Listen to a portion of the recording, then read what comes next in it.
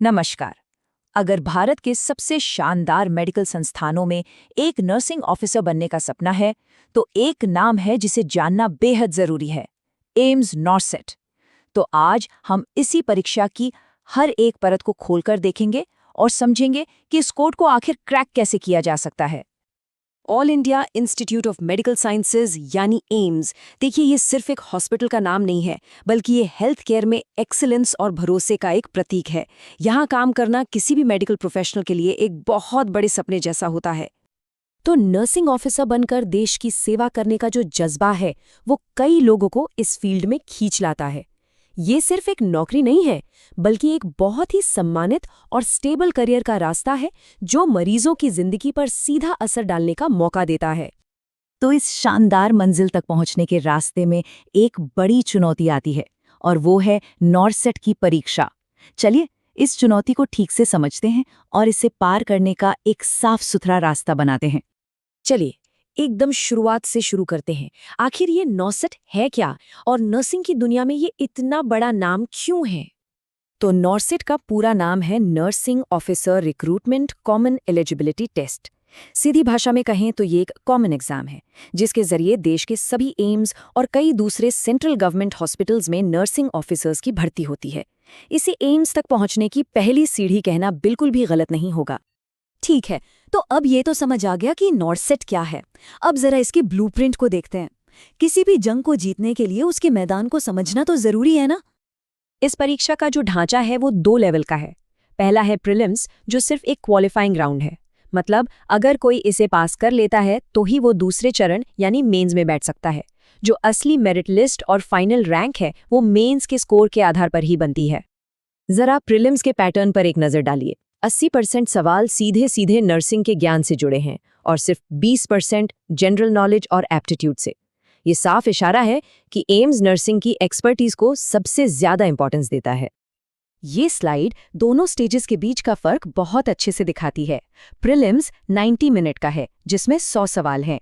वहीं मेंस का समय डबल है, 180 मिनट, जिसमें 160 सवाल होते हैं। और हाँ, एक बात का खास ध्यान रखना है, दोनों ही चरणों में हर गलत जवाब के लिए 1/3 मार्क की नेगेटिव मार्किंग है। एक और बहुत जरूरी बात जो सीधे ऑफिशियल नोटिस से आती है, वो है सीटों का रिजर्वेशन। इसमें 80% सीटें महिला उम्मीदवारों के लिए और 20% सीटें पुरुष उम्मीदवारों के लिए रिजर्व्ड होती हैं। ये एक बहुत ही जरूरी नियम है, जिसके बारे में पता होना ही चाहिए। ठीक है, परीक्षा का ढांचा तो समझ आ गया। अब सबसे बड़े सवाल पर आते हैं, आखिर पढ़ना क्या क्या है। चलिए, सिलेबस में जरा गहराई से उतरते हैं। प्रीलिम्स का जो 20% वाला नॉन नर्सिंग हिस्सा है, उसमें जनरल नॉलेज, एप्टीट्यूड और इंग्लिश शामिल है।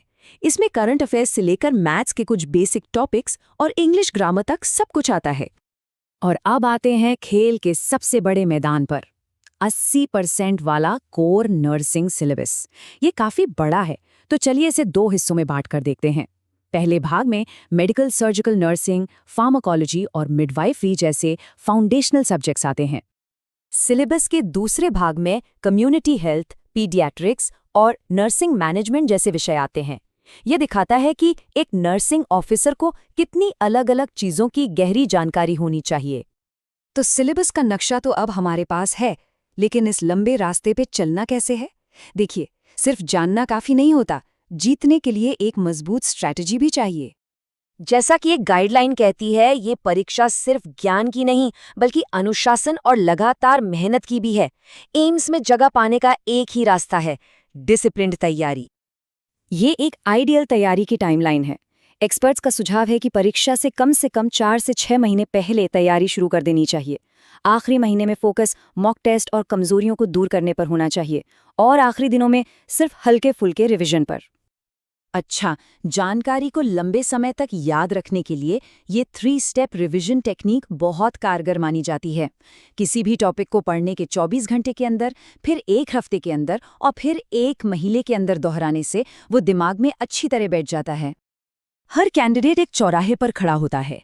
एक रास्ता आम गलतियों का है, जैसे एमसीक्यूज की प्रैक्टिस से बचना या किसी सब्जेक्ट को छोड़ देना। दूसरा रास्ता टॉपर्स की आदतों का है, जैसे रोजाना 50 से 100 एमसीक्यूज सॉल्व करना और अपनी हर एक गलती का एनालिसिस करना। ये चुनाव ही आगे का रास्ता तय करता है। महीनों की ये कड़ी मेहनत, रात रात भर जागना, आखिर किस लिए? चलिए फिनिश लाइन के पार देखते हैं और जानते हैं कि एक सफल नर्सिंग ऑफिसर का करियर आखिर होता कैसा है। देखिए, फाइनेंशियल स्टेबिलिटी एक बहुत बड़ा मोटिवेशन है। एक अनुमान है कि 2026 में 8वें वेतन आयोग के लागू होने के बाद एक नर्सिंग ऑफिसर की ग्रॉस सैलरी लगभग 1.2 लाख रुपए प्रति माह तक पहुंच सकती है। लेकिन ये सिर्फ पैसे की बात नहीं है। एम्स में नर्सिंग ऑफिसर का करियर स्टेबिलिटी, सम्मान और लगातार सीखने के मौके देता है। इसमें साफ तौर पर बताए गए कर्तव्य, कई तरह के भत्ते और स्टाफ के डेवलपमेंट के लिए प्रोग्राम्स भी शामिल हैं। तो सवाल ये है कि क्या यही वो मंजिल है जिसके लिए कोई भी कैंडिडेट ये लंबी दौड़ दौड़ने को तैयार होता है? ये रास्ता आसान नहीं है। ये समर्पण, अनुशासन और एक मजबूत स्ट्रैटेजी की मांग करता है। लेकिन इसका इनाम वो पूरी जिंदगी बदल सकता है।